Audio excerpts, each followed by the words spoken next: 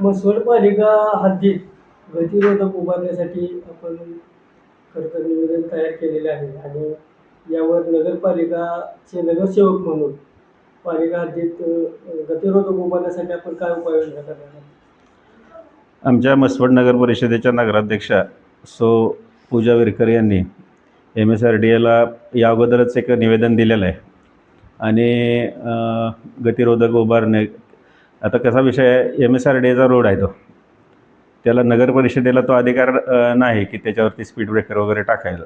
तरी हे कायद्याच्या चौकटीत बसवून जर समजा MSRDAकडून उशीर होत असेल किंवा त्यांना बसवणारच नसतील तर कायद्याच्या चौकटीत बसवून माझ्या माहितीप्रमाणे नगर परिषदेच्या कायद्याच्या पुस्तकात एक असा कायदा आहे की जनतेच्या हितासाठी एखादा घेतलेला निर्णय, मग तो कायद्यात जरी लिखित नसला तरी जनतेच्या हितासाठी नगरपालिका बॉडी तसा निर्णय घेऊन अशा पद्धतीची कामं करू शकते.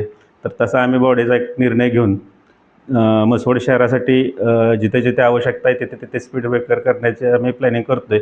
तसंच पुन्हा एकदा आम्ही काही नगरसेवक, काही गावातली प्रतिष्ठित व्यक्ती, काही पत्रकारांना घेऊन लागलीच उद्याच MSRDAच्या पुण्याच्या मेन ऑफिसला जाऊन त्यांना एकदा परत भेटून गावामध्ये आत्तापर्यंत किती ॲक्सिडेंट झाले, यात मृत्युमुखी किती पडले, जायबंदी किती झाले, या सर्वांची त्यांना समक्ष जाऊन माहिती देऊन त्यांना परत एकदा विनंती करू की हे स्पीड ब्रेकरचं काम लवकरात लवकर आपण करून घ्यावं, अन्यथा आम्हाला आंदोलन करण्याशिवाय दुसरा काही पर्याय दिसत नाही.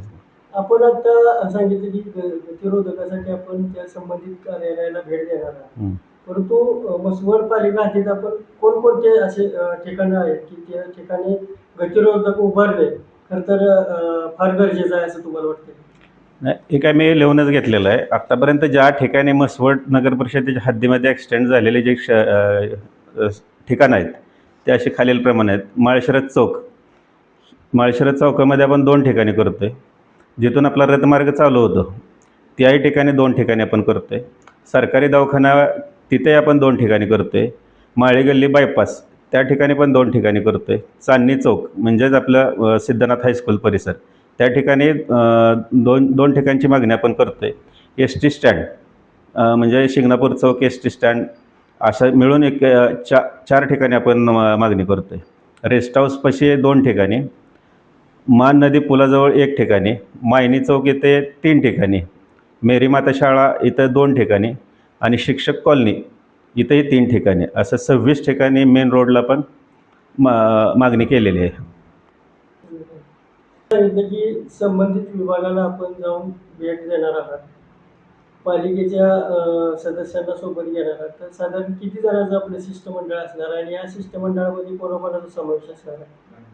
आता माझ्याबरोबर येणारे हे 3-4 तर आहेत. आत्ता जयंत डाले आहेत, महेश गायकवाड आहेत, आमचे नगराध्यक्ष येतील, बाकी आणखी काय 2-4 जण येतील. आज संध्याकाळी आम्ही ठरवते. बाकी शहरातील काही प्रतिष्ठित व्यक्ती, काही पत्रकार, ज्यांना कोणाला यायचं आम्ही आवाहन करू, बाबा चला, जेवढे येतील, समजा 1 गाडी लागो, 2 गाड्या लागो, 3 गाड्या लागो, आम्ही त्याचं नियोजन करून सगळ्यांना घेऊन जायची व्यवस्था करू.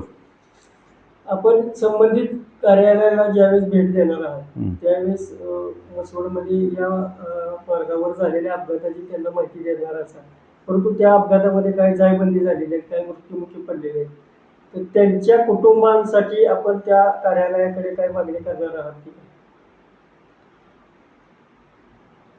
आता आपण या ठिकाणी जे काय मयत झालेले आहेत, काय जायबंदी झालेले आहेत, आपण त्यावरतीही तिथं चर्चा करू की मयतांना तिथं त्यांना भरपाई मिळाली पाहिजे. त्यांच्यासाठी काहीतरी म्हणजे एवढं मोठं नुकसान झालेलं आहे, न भरून येणारं नुकसान झालेलं आहे. काही जण तर मयत झाले आहेत, काही जण कायमस्वरूपी अपंग झालेले आहेत. त्यांच्यासाठी शासनाच्या मार्फत, केंद्र शासनाच्या मार्फत किंवा त्या मेगा हायवेच्या माध्यमातून त्या कुटुंबांना मदत मिळावी अशी या पद्धतीची मागणी आपण करू.